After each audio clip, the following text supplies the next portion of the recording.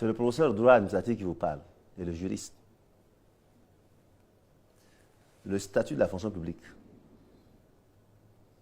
Donc la loi qui régit tous les fonctionnaires. L'entrée à la fonction publique dit clairement que pour accéder à la fonction publique, pour entrer à la fonction publique, il faut absolument passer par un concours. Tous nos textes disent la même chose. Ça n'a pas changé. Donc sur ce point-là, je suis heureux de savoir que plus de 20 ans, j'ai prêché ça depuis 20 ans, pour leur dire, ce n'est pas compliqué.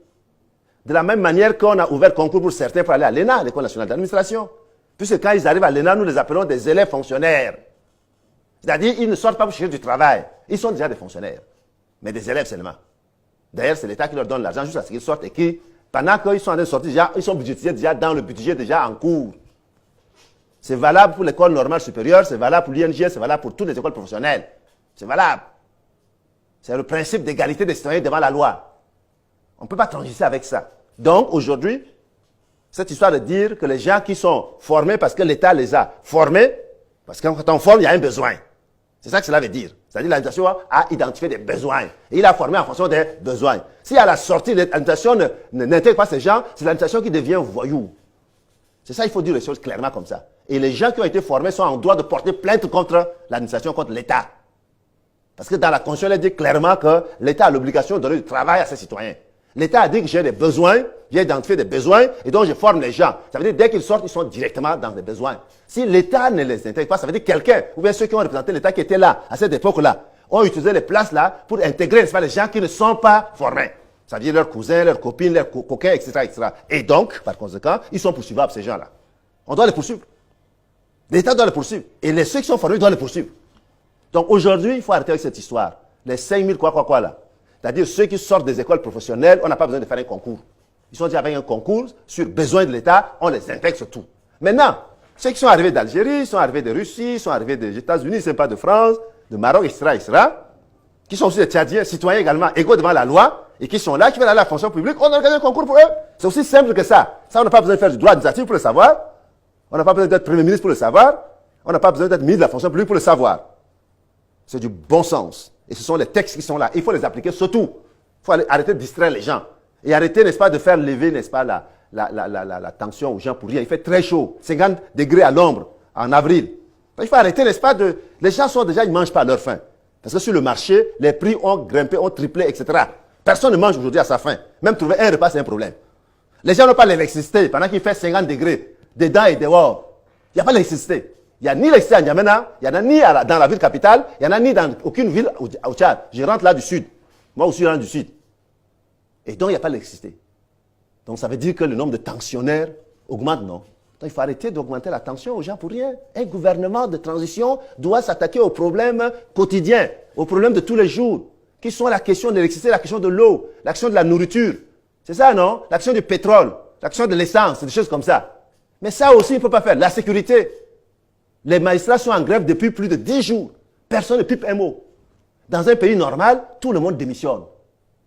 Même les partenaires qui sont là, la France, l'Union européenne, tout ça, qui financent Prajus 1, Prajus 2, Prajus 3, etc., qui financent, qui utilisent l'argent du contribuable pour financer la justice depuis plusieurs années, devraient avoir honte et devraient quitter le pays. Si moi j'étais à leur place. Parce que je ne peux pas accepter. Ils sont tous en danger. Un pays qui n'a pas de justice depuis 2 semaines, ça veut dire que tout le monde est en danger, en insécurité. Il n'y a pas la sécurité juridique. Il n'y a pas la sécurité judiciaire. Même ceux qui sont à la tête du pays doivent démissionner. Ils doivent avoir honte. Parce que la justice, c'est le ferment. C'est la colle qui lie, n'est-ce pas, les 3 pouvoirs. Aujourd'hui, le CMT est bien financé. Ils sont bien installés. Ils ont d'argent, ils ont des véhicules. Le CNT qui vient d'être créé, les gens sont en train de se bagarrer pour les Prado qui arrivent. On a commandé des Prado, des V8, des trucs comme ça. Le Corolla, non. Le pouvoir judiciaire, on l'a abandonné à son triste sort. Est-ce que c'est normal?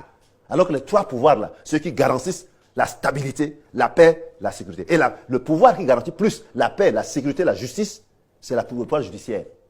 Or, aujourd'hui, le pouvoir judiciaire est abandonné à son triste sort. Les gens sont en grève, les tribunaux sont fermés sur l'ensemble du territoire, ça ne dit rien à personne. C'est très grave. Est-ce qu'on a des gens sérieux dans un pays?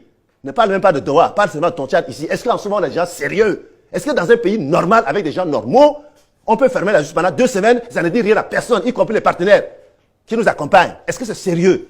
Ça veut dire que ta sécurité à toi et moi, nous sommes en danger permanent. Nous sommes repartis à l'état de nature. Nous sommes au 5e ou 6e siècle. C'est ça que cela veut dire. Ça veut dire quoi? Ça veut dire le message qu'on dit, n'est-ce pas, aux Tchadiens, c'est que dorénavant, vous pouvez, n'est-ce pas, faire votre justice là dans la rue. D'abord, on nous a dit de ne pas compter sur les policiers. Aujourd'hui, quand on voit les policiers, on fuit. C'est ça, non? Parce qu'ils sont brutaux. Ils sont archaïques. Maintenant, on nous dit, n'ayez pas confiance aux gendarmes.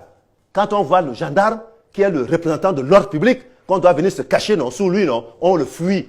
Parce qu'il y a des analphabètes.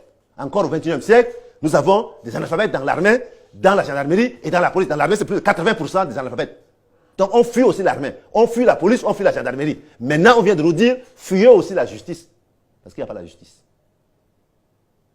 Expliquez-moi, sommes-nous dans quoi? Même une république, même une monarchie a besoin quand même de la sécurité, de la justice. Un minimum. Donc nous ne sommes ni dans une république bananière, ni une monarchie, ni une oligarchie. Est-ce que c'est l'aristocratie? Est-ce que c'est quoi? On ne sait pas. Donc vous voyez, c'est très grave la situation du Tchad aujourd'hui. Et moi, je ne dors pas à cause de ça. Je ne sais pas comment les Tchadiens font pour dormir.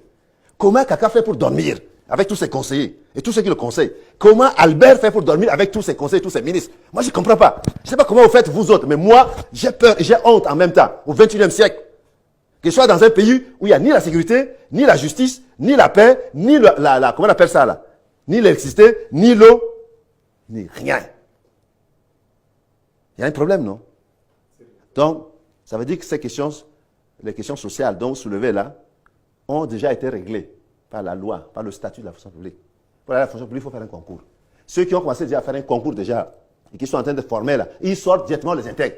S'ils sont fabriqués, s'ils sont formés pour être aux finances, on les envoie aux finances. S'ils sont formés dans le ministère de la décentralisation, on les envoie à la décentralisation. S'ils doivent aller aux affaires étrangères, affaires étrangères. Les magistrats doivent aller pour siéger, etc. Les enseignants là, un instituteur, excuse-moi, comment on peut former un instituteur avec la pédagogie qui sied? Le gars, il a fait l'andragogie et tout ça.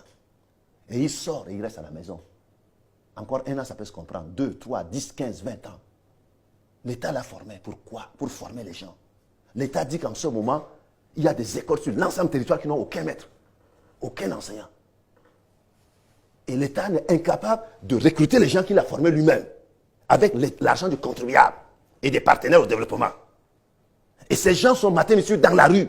Et on les jette des gaz lacrymogènes qu'on achète encore avec l'argent du contribuable. Mais expliquez-moi la logique qu'il y a derrière tout ça avec ces gens qui nous gouvernent. Expliquez-moi la logique. Moi, je ne comprends pas. Moi, je ne comprends pas. Je ne comprends pas la logique qu'il y a derrière tout ça. Moi, je ne comprends pas.